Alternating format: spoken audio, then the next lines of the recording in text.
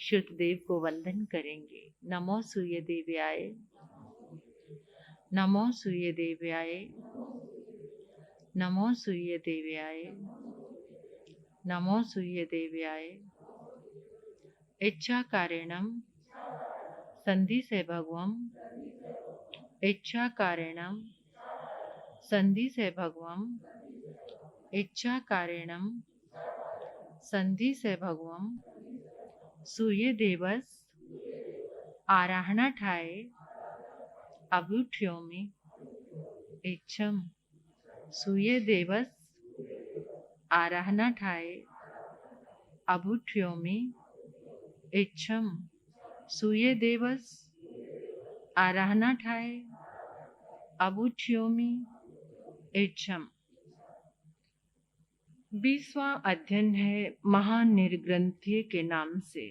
मूल गाथाओं को बहुत प्रेम से श्रद्धा से आराधना करेंगे।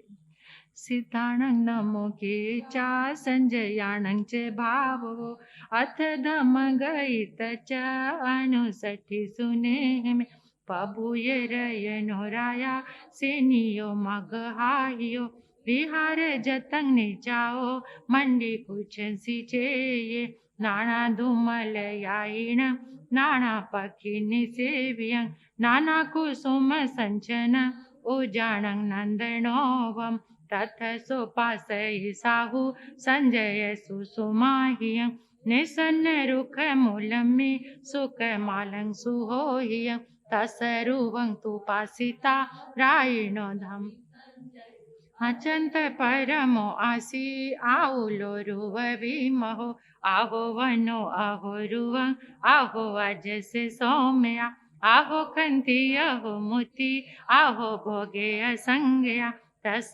पायु वंदिता काहु नई पयाहिण नाई दूर मनसने पंजलि पड़ी पूछई तरुणो सी अज पवियो भोगे काल में संजया उवठियो सी समणे ए मठं सुनेमिता अनाहो मी महाराया नाम जन विजयी अनोखा पंसोई वावी कंची नाभि समे महा तावो सो पहिसियो राया सेनियो मगहाहियो एवं ते इडिमंत से कहं नानन विजयी ओमिना हो भयंतान भोगे स्मुंजाहि संजया मिते नाई परिविडो मानो शंखु सदुलहं अपाना वियन्ना होसी सेनिया मगहाहिया अपना अन्ना हो संतो कहं ना हो भविष्य एवं भूतो नरिंदो सो सुसभंतो सुमहियो वयनं असूये पुवं साहु न विमयनियो आसाहति मनो समे पुरंग अंते उरचमे भुंजा में मानो से भोगे आना ऐसरियम चमे एरी से सपय गमी सब काम हम संपिए कहंग न हो भवई माहु बनते मुसंग भय न तुम जाने अन्ना हस अथ पोथम व पथिवा आहा जा अन्ना हो भवई सन्ना हो व नराहिवा सोने में महाराया आखि तेन चेयसा जहा अन्ना हो भवई जहा में यह पवित्र कौसंबी नाम नायरी पुराण पुर बेयनी तथयासी पिया मज पभुय धन संचो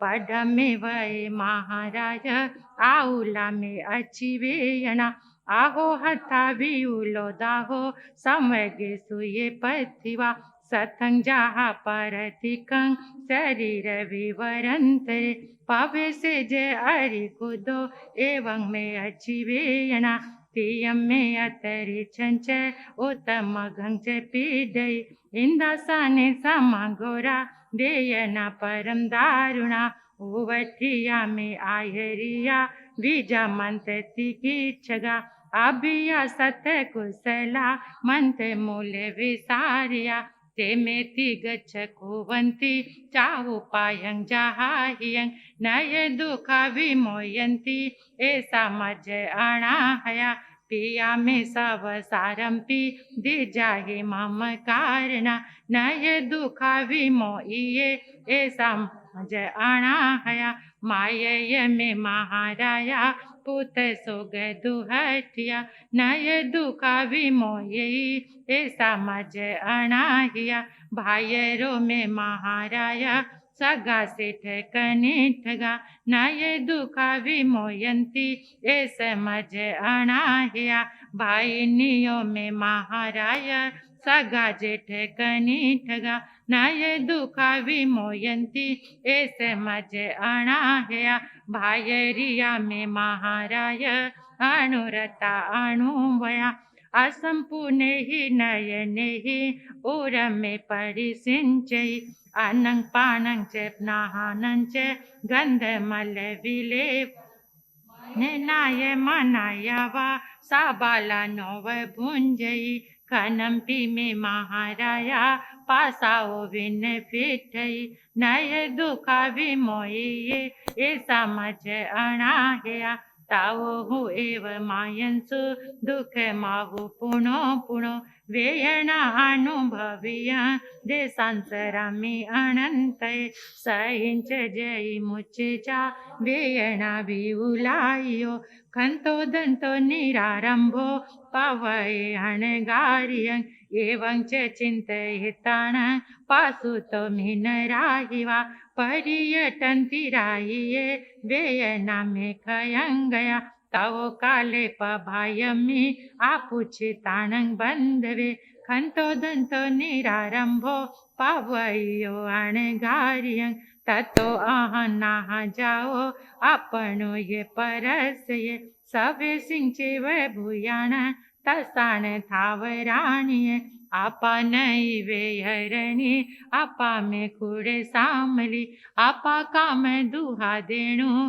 आपा में नंदनं वण आपा कथा विकताए ये दुहाणे ये सुहाणिये आपा मितंगा मितंग चे दुपटिये सुपटियो जमाहु अनाहया निवा तमे गचितो न हुए सुनेगी नियंठ धमांग लयाणंग विजहा सियंती एगे बहु खाई जो पवई ताणंग माहुयायं समान हो फास यही पमाया निगह पया रसी हुगी दे न मूलवो चिंदई बंधन से आओ तया जसन अतिकाई इरियाए भाषाए तहे सनाए आयाने निकवे वधु गुंचनाए न विरजायण जाई माग चिरंपि से मुंडई रुई भवेता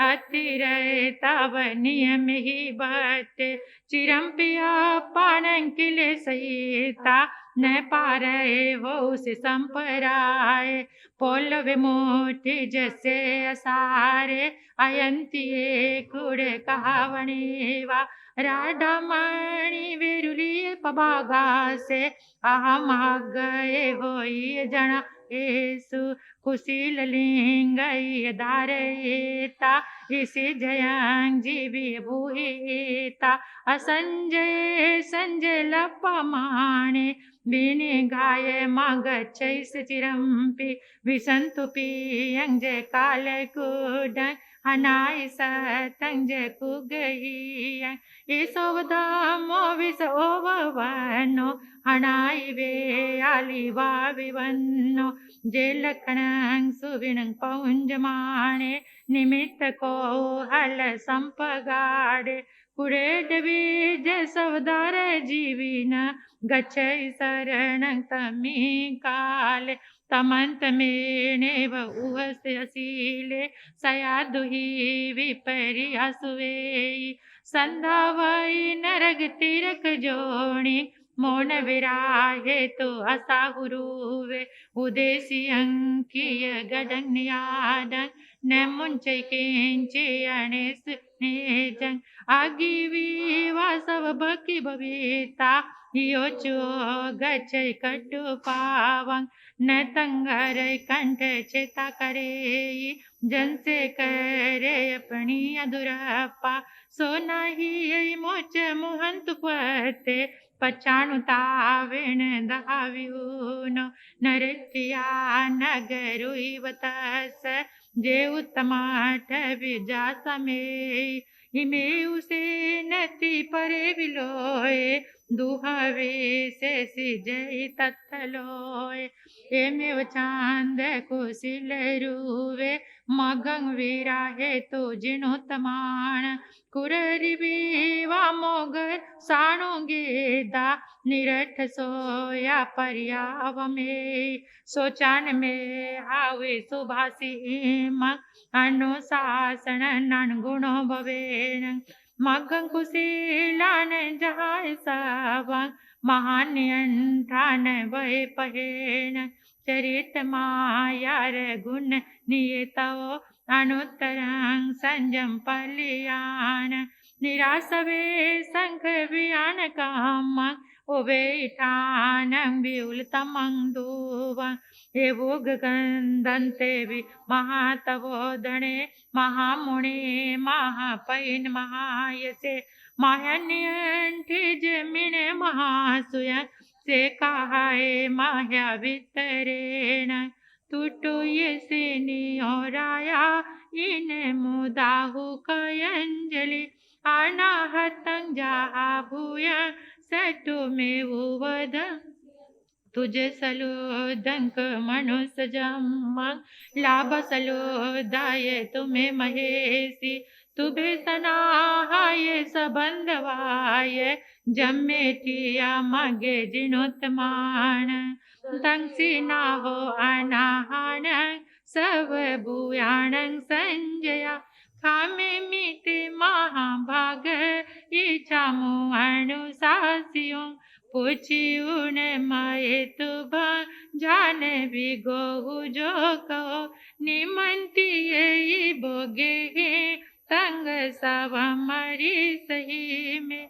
एवं तुणी तानंग राय सी हो अनगार सिंहं परमाई बत्तिये सौर हो ये सपरियनो ये धमानुर तो विमलेंच ये सा उस सियोरो में कुवो काउन ये पयाहिन अभिवंदी उन सिर सा आइयाओ नराहियो आईरो विगुण समिदो तिगु तिगु तो तिदंड वीर होय विहा गई व विपमुको विहरई व सुहं विगे मोहति बेमी।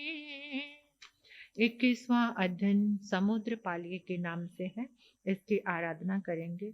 चंपाए पालिये नमः सावाये असिवाणिये महावीर से भगवो शिषे सो महापणो निगंथे पावयणे सावये शिविकोविये पोयन ववहरन्ते पिहुंडं नगर मागये पिहुंडे ववरन्त स वानियो देई दुयं तंग सतंग पै गिज सदेसा महापत्यो आह पालिय स घरने समुदमी पसवई आह दरये तही जाए समुद पालिती नामय खेमेने आ गए चंपा सावये वानिये घर सवडई घर तस दारय से सुहोये बावंतरी कलाओये शिखनई कोविये जोवने ये संपने सुवरे प्रियदंसने तसरुवई भजन पिया आणोई रूपिणी पासाए किलय रमे देवो दिगुंद वो जहा अह अनय कयाई पासा लाए नेठियो वज मंड सन सो बोगं वज पासाई वजगं तंग पासी उण संबिगो समुद्र पालो इन माँ भवी आहो सुभाणे कम्माण निजाणं पाव गंगिमं संबुद्धो सोहित ही भगवान परस वेग मागो आपुछ अम्मा पियरो पवये अणगारियं जगुत सगंच महाकिले संग मंत मोहं कसिनं भयावह परियाय धमक चरित बोए जा मवनाई लानी परिसहेय अहिंस चंच अति गणंच ततो ये भामं परिगंच परिवज्य पंच महाव्ययानि चरिजदाम जिंदेसी वीव सवे ही भूये ही दयानुकंपी कंति काम्य स्वयं बिहारी सावज जोगं परिवर्जयन्तो चरिज भिक्खु सुषमा हिंदिये कालेन कालं विहरे जरते बला बलं जानी अपाणोय सिहो व्यसदेन संत से जा वह जोग सोचाय असब माहु उवे हमानो परिवय जा पियं पपियं सवती किए जा ने सब सवत बिरोये जा नय विपुयं गरंच संजय अणे गच्छन् चंदाय मानवेहि जे भावो संपगरे बिको भय बीरवत उन्ति भीमा दिवा मणो साधुवातिचा परिसहा दिवसा अणेगे सियंति जत बहु कायरा नरा देतत पते विहुज बिको संगम सी जैव नागराया सियो सिनादंस मसाय पासा आयं कवि विहाफु संति देहं अकुको तत अहिया सेजा दया इंख वेज पुरो कडाय पहाय रागं च तहेव दोसं मोहन च भिक्खु सयं व्यकेणो मेरु वायन अकपमाणो परिसहे आये गुते सहेजा अनुनये नव नये महेशी नय विपूय गरंच संजय ससुजो भावं परिवज संजय निवान मागम विरय उवये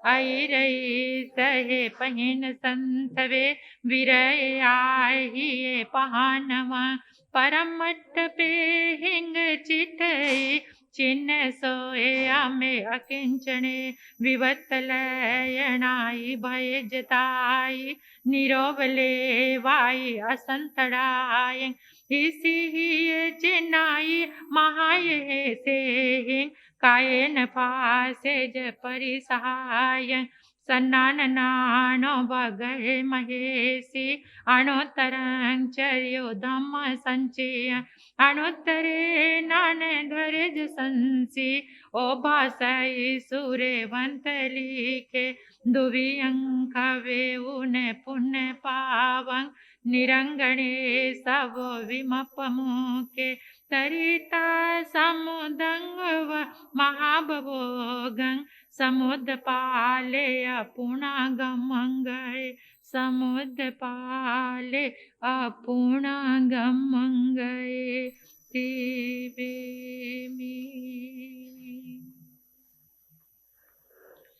आग में तिवहे पणते तन जहाँ सुता गमे अथा गमे तदु बैगम ए हवा श्री आगम के विषय जो कोई अतिचार लगा हो तिम्मे आलो जम्बाई दंग बच्चा मिलिंग हीन अखरंग अय चक्रंग पै हिनंग विनय हिनंग जोग हिनंग घोष हिनंग सुठू दिनंग दुठू परिचंग अकाले कौ सजाओ काले न कौ सजाए असजाएंग सजाएंग सजाएंग न सजाएंग आगम की आराधना करते हुए मुझसे जो भी कोई दोष लगा है जाने में अनजाने में परमात्मा के शासन की कोई भी अवहेलना हुई है उसके लिए बारंबार मिच्छामी दुक्कड़म करती हूँ क्षमा मांगती हूँ जिनकी मिच्छाएं मन दुकड़ाए वह दुकड़ाए काया दुकड़ाए कोहाय मानाए मायाए लोभाए सब कालियो सब मिच्छे वहराए सधम्म अय कमनाय सानाय तस् खवासनो परिक्वामी निंदामी गृहामी अपाणंगोस्रामी 2 अध्ययन की आराधना हुई है। अभी थोड़ा सा मूल तो हमने आराधना कर लिया, उसकी व्याख्या थोड़ी सी करेंगे। इतना समय भी नहीं है, लेकिन 20वां अध्ययन महानिर्ग्रंथ के नाम से। महानिर्ग्रंथ, निर्ग्रंथ के साथ महा लगा है। ये अपने आप में बहुत महत्वपूर्ण है। ग्रंथि को निकालने में जिसने अति उत्तम, अति अति अति उत्तम प्रयास किया है, पुरुषार्थ, वो महानिर्ग्रंथी है। कौन है? राजा श्रेणिक का शासनकाल। आप जानते हैं, राजा श्रेणिक का विवाह, उनकी बहुत सारी रानियां थी, लेकिन एक रानी का बहुत नाम आता है चेलना। चेलना परमात्मा प्रभु महावीर की श्राविका थी। चेड़ा राजा की 7 पुत्रियां और 7 ही अद्भुत थी। उसमें से एक चेलना। चेलना के अंदर एक टीस रहती थी हमेशा, मेरे स्वामी, मेरे परमात्मा भगवान महावीर स्वामी की शरण में आ जाएं। क्योंकि राजा श्रेणिक परमात्मा की शरण में नहीं थे। उनके जीवन में मिथ्या धारणाएं थी, कुछ नेगेटिव चिंतन थे।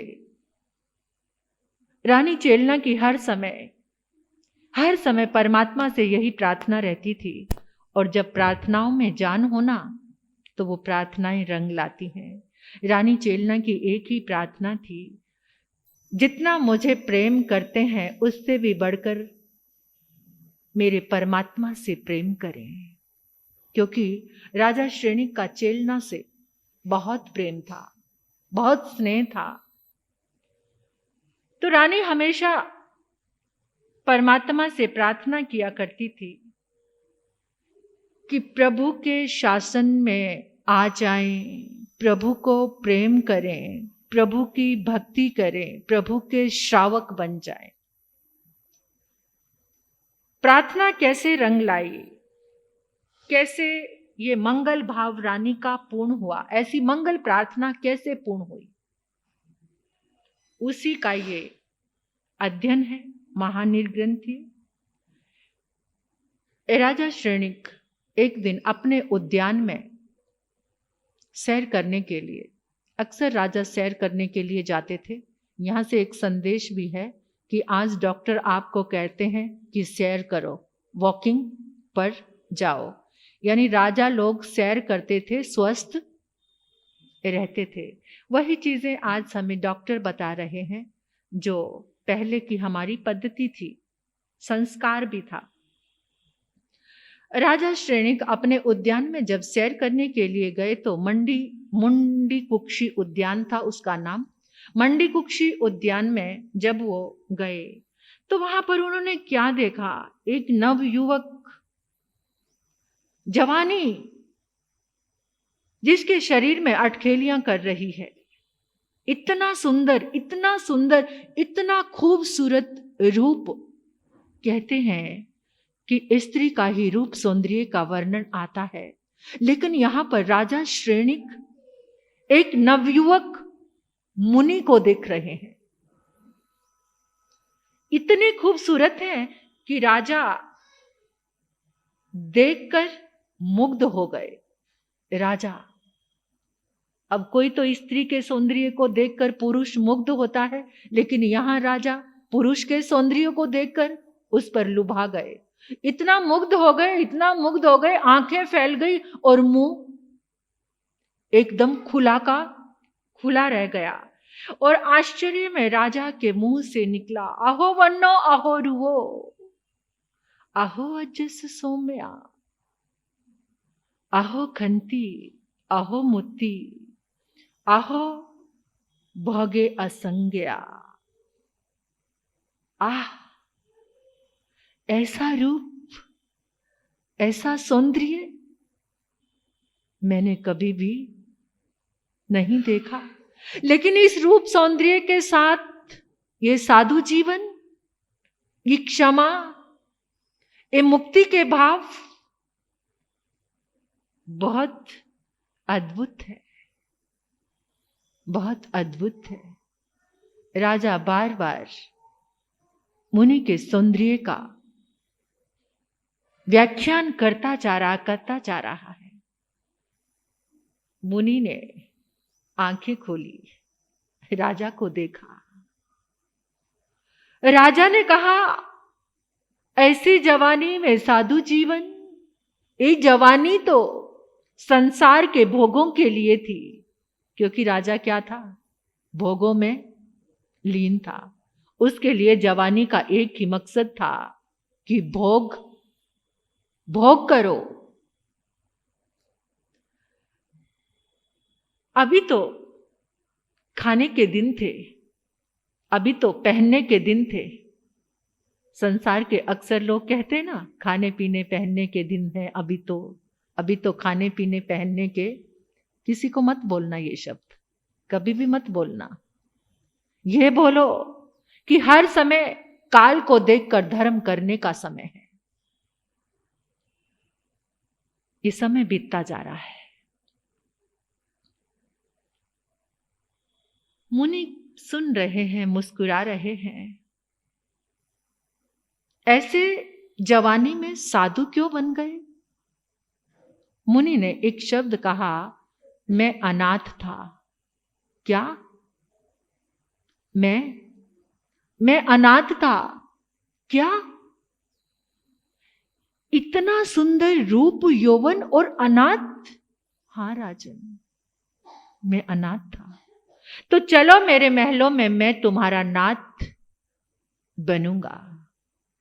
राजन, तुम तो खुद ही अनाथ हो, तुम मेरे नाथ क्या बनोगे? मैं अनाथ? आपको पता नहीं? एक तरफ तो राजन कह रहे हो, ऊपर से मुझे अनाथ कह रहे हो। मेरा वैभव, मेरा रनिवास, मेरा राज सिंहासन, मेरे खजाने तुम्हें मालूम नहीं मुनिवर? मैं मगध का राजा हूं, पूरे मगध का राजा, श्रेणिक। चलो मेरे साथ चलो, मैं तुम्हारा नाथ बनूंगा। मैं तुम्हें आमंत्रित करता हूं इस भोग के लिए। मन चाहा भोग करना, तुम्हें कोई रुकावट नहीं है। मुनि कहने लगे, राजन, जिस भोग की तुम बात करते हो, जिस धन से खुद को नाथ कहते हो, जिस परिवार से खुद को नाथ कहते हो, ऐसा धन, ऐसा परिवार, ऐसा सब कुछ मेरे पास भी था। मैं भी एक सेठ का पुत्र हूं। सुनना चाहते हो? मैंने अनाथता के दर्शन किए राजन, मैंने अनाथता के दर्शन किए। तभी मुझे एहसास हुआ कि मैं अनाथ हूं। जानते हो कैसे? एक दिन मेरी आंखों में कुछ रोग हो गया। आंखों में इतना रोग हुआ, वो रोग शरीर के एक एक अंग में पहुंच गया। पूरा शरीर पीड़ा से कर्राने लगा। हर समय मेरी आंखों में वेदना, मेरे शरीर में पीड़ा। मेरे पिता ने पानी की तरह पैसा खर्च किया। मेरा भाई, मेरी बहन, मेरी मां हर जगह जाकर मेरे लिए दुआएं मांगती, प्रार्थना करती। मेरी पत्नी 16 श्रृंगार करके मेरे वक्ष स्थल पर, छाती पर सिर रखकर घंटों घंटों रोती रहती, प्राणनाथ आप कब स्वस्थ होंगे? लेकिन पिता के पैसे ने मेरे रोग को ठीक नहीं किया। मां की दुआओं ने मुझे स्वस्थ नहीं किया। मेरी पत्नी के आंसुओं ने मुझे स्वस्थ नहीं किया। मेरी बहन, मेरा भाई, सब कोई मेरे लिए जो जिनसे बन रहा था सब कर रहे थे, लेकिन किसी से भी। एक दिन रात्रि में जब वेदना में बहुत तीव्रता थी, याद रखना इस शब्द को, वेदना में जब तीव्रता थी तो मेरे भीतर एक संकल्प जागा, एक प्रार्थना, एक दुआ का जन्म हुआ। उस समय ना मुझे मां याद थी, ना पिता, ना पत्नी, ना बहन, ना भाई, और मैंने एक संकल्प लिया, हे प्रभु, अगर ये दर्द, ये पीड़ा, ये दुख समाप्त हो जाए तो मैं जीवन में किसी को भी दुख नहीं दूंगा। क्या प्रार्थना की? हे प्रभु, क्योंकि दुख कहां से आता है? जिस चीज का दान करते हो, जिस चीज का दान करते हो वही मिलता है। पैसे का दान किस लिए करते हो? क्या भावना रहती है? क्या भावना रहती है? दान करेंगे तो पुण्य बनेगा। पैसे के दान से पुण्य, और दुख के दान से, हिंसा के दान से, जो दान हो रहा है, मैं किसी को दुख नहीं दूंगा। मैं किसी पर भी शासन नहीं करूंगा, किसी पर हुक्म नहीं चलाऊंगा। विनित शासन कौन करता है? जब अभिमान आता है तो इंसान दूसरों पे शासन करने के लिए सोचता है। मैं विनम्र होकर हर कार्य करूंगा। कोई भी हिंसा का काम मैं कभी भी नहीं करूंगा। हे प्रभु, मैं इंद्रियों का दमन करूंगा, इंद्रियों का दमन करूंगा। मैं हर चीज को विवेक के साथ ग्रहण करूंगा। हे प्रभु, अंतिम में बोल दिया, मैं अहंकार वृत्ति धारण करूंगा अगर ये दुख और दर्द कम हो जाए। जीवन के ये सूत्र हैं। संकल्प, आम भाषा में इसे संकल्प कहते हैं, आगम की भाषा में इसे पचखान कहते हैं। क्या कहते हैं? हम कोई चीज, जैसे किसी को पचखान कहो तो बड़े डर जाते हैं, फिर हम कहते हैं कि चलो प्रॉमिस करो ये काम। ऐसे प्रॉमिस कई लोग कर लेते हैं, पचखान से डरकर दूर भाग जाते हैं। पचखान ये परमात्मा का दिया हुआ शब्द जीवन के भाग्य को जगाने वाला है, सौभाग्य देने वाला है। प्रत्याख्यान की शक्ति देखो। एक संकल्प किया, किसने? वो सेठ के बेटे ने। वहां कोई नाम नहीं आया, उनका नाम ही क्या प्रचलित हुआ? अनाथी। क्या नाम था पता नहीं। संकल्प की शक्ति और प्रत्याख्यान की शक्ति देखो। वेदना के सागर में डूबकर जब कोई प्रार्थना करता है तो वो प्रार्थना रंग जरूर लाती है, क्योंकि जब इंसान वेदना में डूबा होता है ना, तो तीनों योग उसके साथ होते हैं। तीनों योगों में एकाग्र, जब तीनों योगों में एकाग्र होकर कोई संकल्प किया जाता है, वो संकल्प जरूर पूरा होता है तीनों योगों में। और जिस समय वेदना का वो समय चल रहा था, दर्द का, तो तीनों योग मिलकर प्रार्थना कर रहे थे कि मैं ये सब नहीं करूंगा। प्रत्याख्यान लेने वाला, संकल्प लेने वाला अर्जन पाप को खत्म कर देता है। अर्जित, जो इकट्ठे हुए पाप, जिस समय ये संकल्प आता है तो उस समय उन पापों से वो मुक्त हो जाता है। और सम्यक पराक्रम जब शुरू हो जाता है तो सारा दुख मिट जाता। भी आएगा अध्ययन सम्यक तो पराक्रम का। वो जान प्राण है हमारे जीवन का।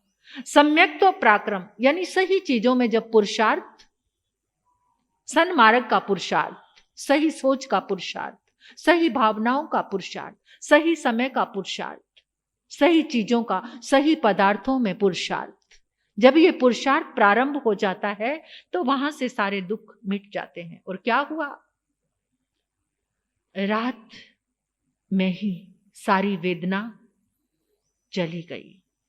कई महीनों से जो तड़प रहा था, एक दिन भी नींद नहीं आती थी, आज रात को नींद लग गई। आज रात को नींद लग गई। और कौन कह रहे हैं, किसको बता रहे हैं?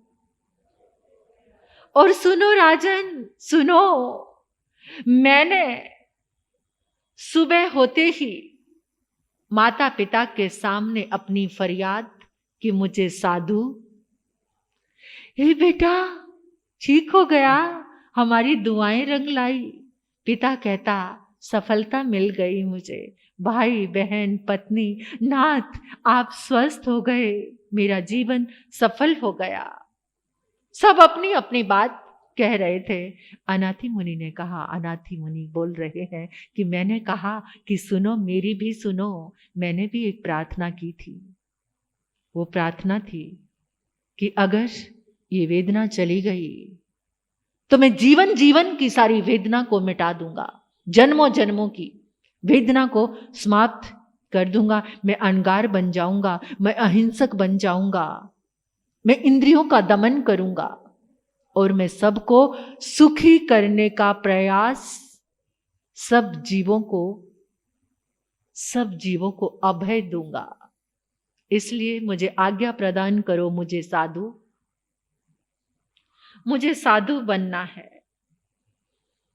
और राजन, तभी से मैं साधु बन गया और मैंने अपना नाम रख लिया अनाथी मुनि।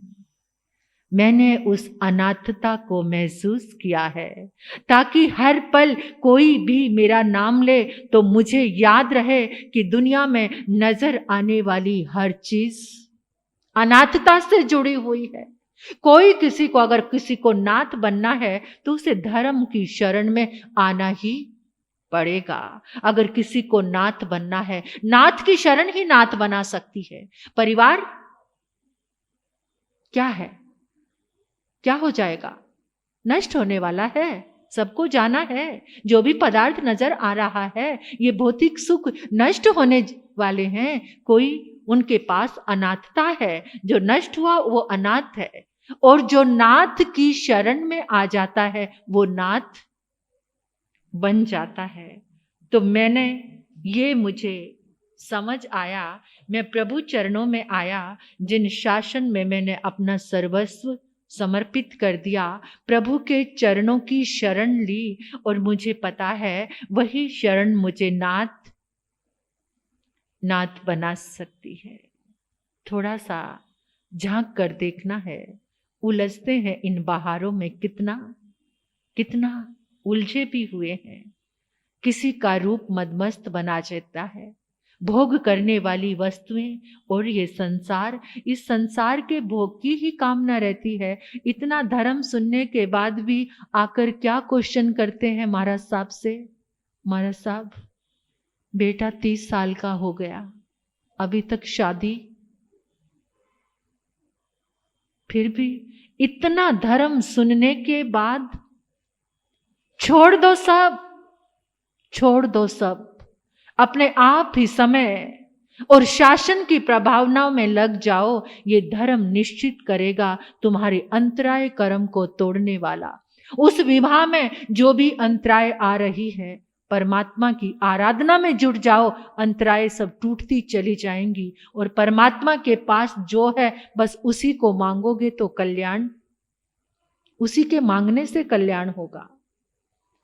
ये सब तो भूसे की तरह है, बस गेहूं उगाना शुरू कर दो, भूसे से तुम्हारे कोठे भरते रहेंगे। ये संसार का सुख उसी भूसे की तरह है। तो तुमने धर्म का गेहूं उगाओ, धर्म की फसल करो, परमात्मा की शरण में आकर उस फसल को, उस बीज को उगाना शुरू कर दो। धर्म का बीज उगेगा, चारों तरफ हरियाली अपने आप ही आ जाएगी।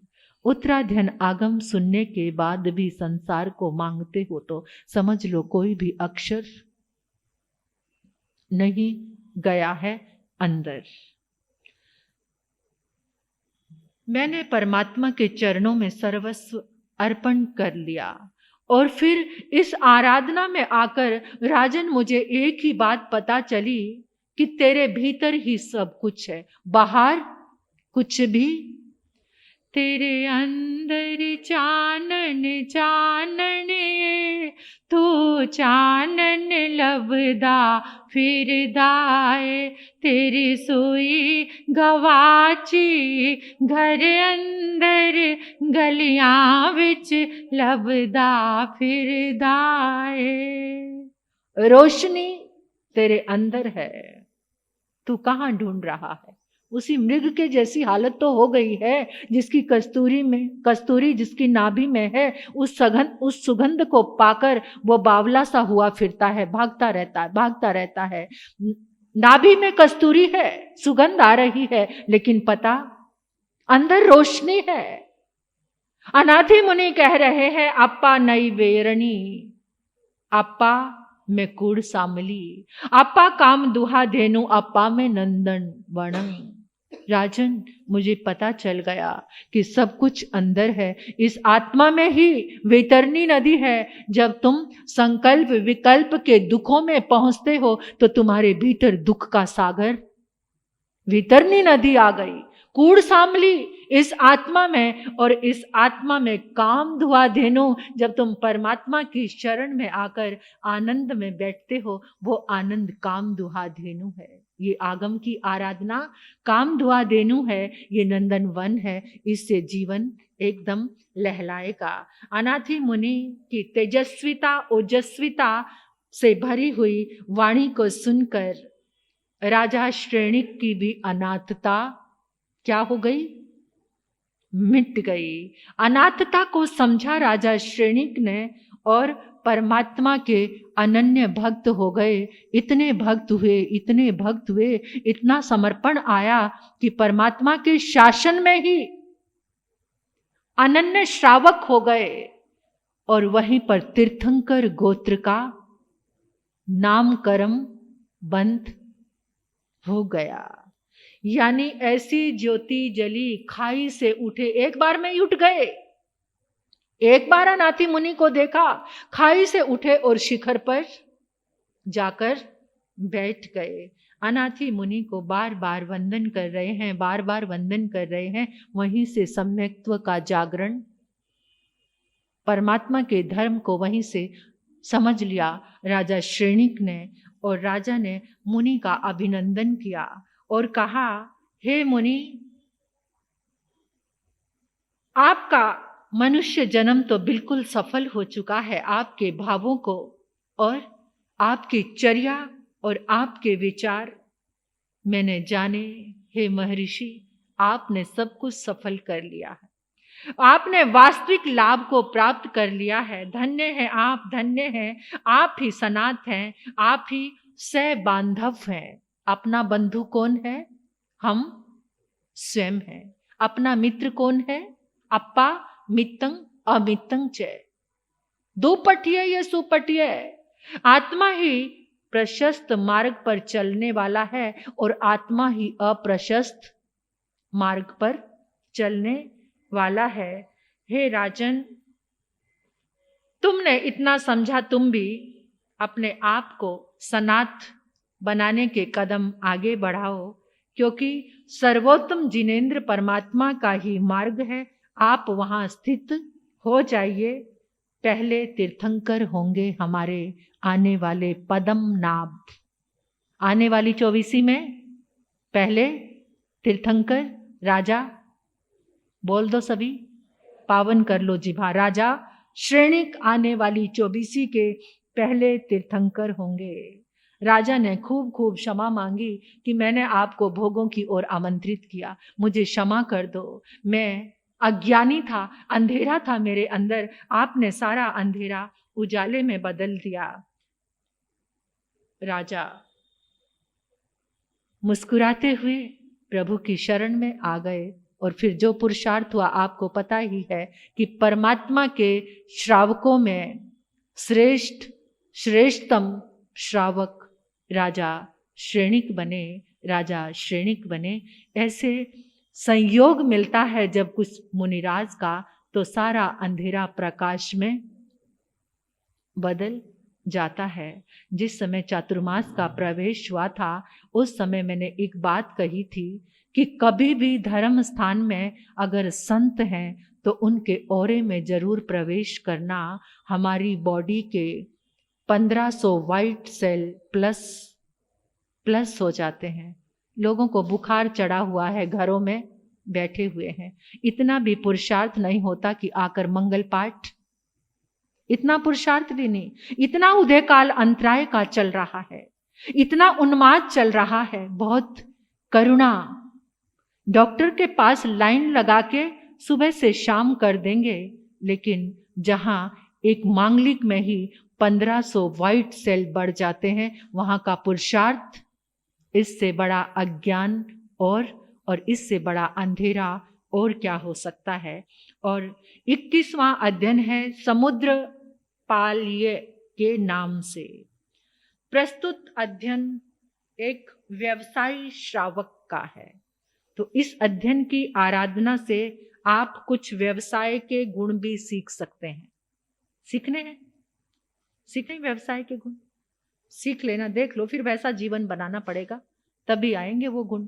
ऐसे नहीं आ सकते। माला माल हो जाएंगे आप अगर उस श्रावक के उन गुणों को, क्योंकि हमेशा जैसा बीज बोते हो फल वैसा ही आता है। लेकिन हम आज क्या कर रहे हैं? बीज कुछ उगा रहे हैं, फल कोई चाह रहे हैं। ये हमारा ही अज्ञान है। बीज बोया बबूल का और सोचते हैं उस पे आम लग जाएं तो कांटे ही आएंगे। ऐसा हम कर रहे हैं। तो इससे अच्छा बीज बोना होगा, तभी हम अच्छे फलों को ले सकते हैं। पालित नाम का एक श्रावक, परमात्मा का श्रावक, और वो श्रावक आज्ञा लेकर व्यवसाय के लिए चंपापुरी नगरी से बाहर यात्रा थी। समुद्र पार करके यानी वो अपना व्यवसाय करने, बिजनेस करने के लिए गए थे। व्यवसाय 4 प्रकार से किया जाता है। पहला जो 4 प्रकार का होता है, मतलब 4 प्रकार की वस्तुओं का होता है। पहला होता है गणिम, ये हमारे आगम की बात है। गणिम नाम का व्यवसाय, उस व्यवसाय में क्या होता है? एक ही जाति और एक ही संस्थान की बनी हुई जो वस्तुएं होती हैं, उनका क्रय और विक्रय, बेचा और खरीदा जाता है। जैसे पेंसिल, बटन, टेप, गोला, बंद डिब्बियों में भरी हुई जो वस्तुएं होती हैं, उनका वो गिनती से होता है। ये व्यापार कैसा होता है? गिनती से किया जाता, यानी उनकी क्वांटिटी को गिना जाता है, काउंट किया जाता है। ये इसकी क्वांटिटी कितनी है, उसकी संख्या को गिनना, इसको गणिम व्यापार की वस्तुएं कहते हैं। और दूसरा है धरिम वस्तुएं क्या है? जैसे जो तराजू से तोल कर दिया जाता है, इसको पन्ने भी कहा जाता है। आगम की भाषा में पन्ने मीन्स माल होता है। इसका व्यापार किया जाता है, इसे धरिम कहते हैं। जैसे सोना चांदी तराजू में तोलकर, ये धातुएं केसर, कस्तूरी, चंदन, आटा, दाल आदि क्या किया जाता है? इनको तोलकर इनका क्रय और विक्रय किया जाता है। और चौथी है मेय, मानदंड से नापकर, जैसे किसी एक मानदंड है उससे नापकर जिसका क्रय विक्रय किया जाता है, वो वस्तुएं कहलाती हैं। जैसे कि वस्त्र नापा जाता है ना उसे गज से, और वस्त्र है, गोटा है, फीता है, इसका जो व्यापार किया जाता है। चौथा है प्रीक्षेय। तो ये जिन वस्तुओं का व्यापार परीक्षा पर निर्भर, कसौटी पर कसकर किया जाता है, परीक्षा की जाती है, उस व्यापार को परीक्षेय कहा जाता है। जो पदार्थ परीक्षा के योग्य हो, जिसकी परीक्षा की जाए, जैसे माणिक, मोती, रत्न, सोना, हीरा, पन्ना आदि जितने भी, ये ऐसा व्यापार। इससे अपने जहाजों को पालित ने ठसाठस भर लिया, सभी तरह के, यानी चारों ही प्रकार का माल लेकर के वो समुद्र पार पिहुंड नाम के नगर में चले गए। अब वो व्यापार पता कैसे कर रहे हैं? सुबह सामायिक करते हैं, शाम को प्रतिक्रमण करते हैं, और जो बीच का समय है उसमें व्यापार करते हैं, क्योंकि उन्होंने परमात्मा के चरणों में जाकर अपना जीवन प्रामाणिक बना दिया था। परमात्मा के चरणों में जो पहुंचता है वो प्रामाणिक, यानी वहां धोखा कुछ भी नहीं था, एकदम प्रामाणिक, वस्तुएं प्रामाणिक, भाषा प्रामाणिक, समय प्रामाणिक। समय को भी प्रामाणिक बना लिया, क्योंकि सुबह सामायिक करना, शाम को प्रतिक्रमण करना, बीच का जो समय है उसमें व्यापार। उसकी ऐसी जीवन शैली को देखकर एक सेठ को वो लड़का बहुत पसंद आया। युवक था, अभी विवाह भी नहीं हुआ था, लेकिन वो श्रावक हो गया था। ऐसा श्रावक, तो उस समय कितने लोगों को बहुत विवेक होता है, किसी के घर में बच्चा होता है ना, तो कहते महाराज साहब हमारे घर में नए श्रावक जी आए हैं। क्या ऐसे शब्दों का उच्चारण भी होता है? देखो, आपके छोटे से श्रावक आपके चरणों में आए हैं। बच्चे को, छोटे से बच्चे को लेकर आएंगे, लेकिन भाषा का विवेक देखो, उसके कानों में कौन सा शब्द जा रहा है? बच्चे के श्रावक। कहीं ना कहीं वो शब्द उसके अंदर जाकर काम जरूर करेगा। तो ऐसे ही सेठ ने देखा इस युवक का इतना प्रामाणिक जीवन, अपनी बेटी का विवाह कर दिया। बेटी का विवाह हो गया, विवाह से वहां पर रह रहे हैं। एक दिन बैठे बैठे पालित को अपनी जन्मभूमि याद आ गई, और उन्होंने देखा बहुत व्यापार कर लिया, बहुत, जिंदगी के लिए बहुत है, अब अपनी जननी जन्मभूमि स्वर्गदा अपि गृहसी, जननी और जन्मभूमि दोनों की याद आई और तैयारी कर ली। और जब वो समुद्र के बीच में चल रहे हैं, तो समुद्र के बीच में ही उनकी पत्नी ने एक पुत्र को जन्म दिया। अब समुद्र के बीच में जन्म देने के कारण उसका नाम पड़ा समुद्रपाल, रख दिया उसका नाम समुद्रपाल। अब आ गए समुद्रपाल को बड़ी कोमलता से, बड़े प्रेम के साथ पालन पोषण हो रहा है। अनेकों ध्याय माताओं के साथ वो कोमल सा बच्चा युवा हो गया। और एक दिन ये दिन आ रहे हैं रोज, कि एक एक दिन कौन कौन क्या क्या देख रहा है और हम क्या देखते हैं। अब उसने क्या देखा कि एक व्यक्ति जा रहा है, उसके आगे बाजे बज रहे हैं, उसके गले में लाल कनेर के फूलों की माला है, और उसको लाल चंदन उसके शरीर में पोता हुआ है, लाल चंदन से उसके शरीर को लिपा हुआ है, और आगे आगे ढोल बज रहे हैं, बाजे बज रहे हैं। समुद्रपाल ने पहली बार ऐसा रूप देखा, और लोग पीछे हु हु की आवाजें निकाल रहे हैं। उन्होंने अपने कर्मचारी से पूछा कि ये क्या है, ये कौन है, इसको कहाँ ले जाया जा रहा है? इसके आगे बाजे बज रहे हैं, लेकिन ये पाँव से चल रहा है। पीछे कुछ लोग ऐसे खड़े हैं जैसे कोई कोड़े लेकर चल रहे हों। तो सेवक ने बताया कि इनको दंड मिला है, मृत्यु दंड। क्यों? इन्होंने कुछ अपराध किया है, इसलिए यहाँ की नगरी की अपराध व्यवस्था ऐसी है कि उसको ऐसे रूप में सजाकर लेकर जाया जाता है, और उसके आगे बाजे बजते हैं। बाजे इसलिए बजते हैं कि सारे नगर के लोग देख लें, बाजों की आवाज सुन ले कि इसने अपराध किया है, अब इसे मृत्यु दंड यानी फांसी दे दी जाएगी और इसे मार दिया जाएगा।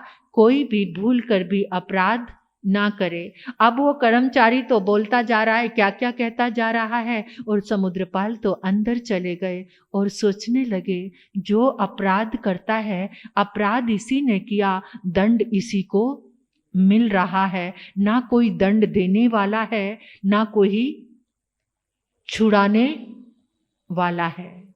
इसने अपराध किया है, इसलिए इसको मरना पड़ रहा है। मैं भी तो कोई अपराध करूंगा, मुझे भी ऐसे ही मरना पड़ेगा। और अंदर अंदर एक ही शब्द इतना अंदर चला गया कि समुद्र पाल को भीतर से वैराग्य आ गया। इतना वैराग्य आया, इतना वैराग्य आया कि मैं एक भी अपराध खुद से नहीं होने दूंगा। सारी अपराधों की श्रृंखला को रोक दूंगा, सारे पापों को रोक दूंगा। मैं नहीं करूंगा कोई भी अपराध, मुझे सब कुछ छोड़ना है। ये भोग की वस्तुएं, इनसे अपराध जरूर होगा। ये काम उत्पन्न करने वाली है, ये क्रोध उत्पन्न करने वाली है, ये हिंसा से बनती है। और सारा का सारा कुछ समझ आने लगा। और समुद्रपाल ने पिता को कहा, मुझे नहीं चाहिए ये भोग जिससे मेरे कर्मों की बेड़ियां जकड़ लेंगी मुझे,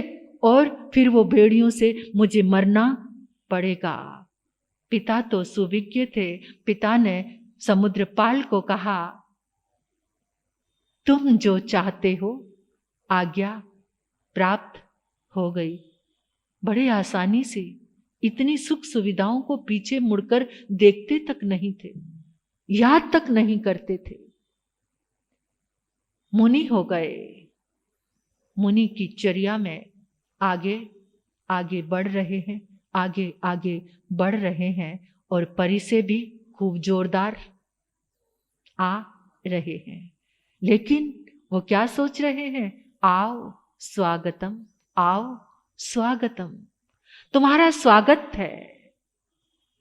जो परियों से घबरा जाता है, और आगम में एक शब्द आया कि परियों को देखकर अपने दृढ़ निश्चय किया समुद्रपाल ने। और आगमकार कहते हैं कि जैसे युद्ध में, पहले के युद्ध हाथियों से होते थे, ज्यादा घोड़े पीछे रहते थे और हाथी आगे रहते थे।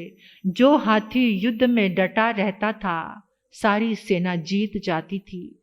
और जो हाथी हार जाता था, तो सेना भी परी से एक हाथी है।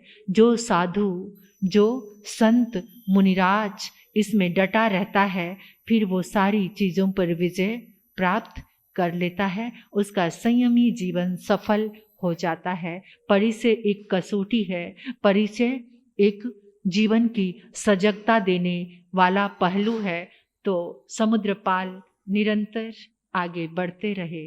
ये सोचना है कि कभी भी अगर कुछ अचीव किसी को हुआ है, कुछ मिला है, तो पहले भोग की वस्तुओं को त्यागने के बाद ही मिला है। अगर भोग भी करो, लड्डू भी खाओ और वैकुंठ भी जाओ, ये कभी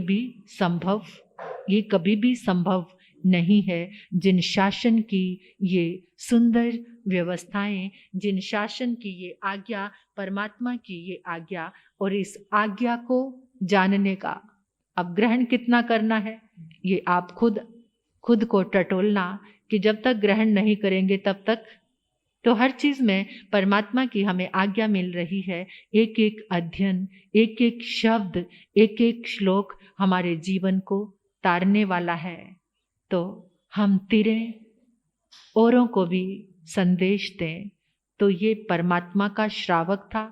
अब देख लेना कि आपको आपके व्यापार में क्या कुछ चीजें स्वीकार करनी है, क्या बिजनेस पालित के जैसा करना है। अगर करोगे तो भर जाओगे, नहीं तो खाली खाली डम डम करते इस दुनिया से चले जाओगे। बस यही जीवन है।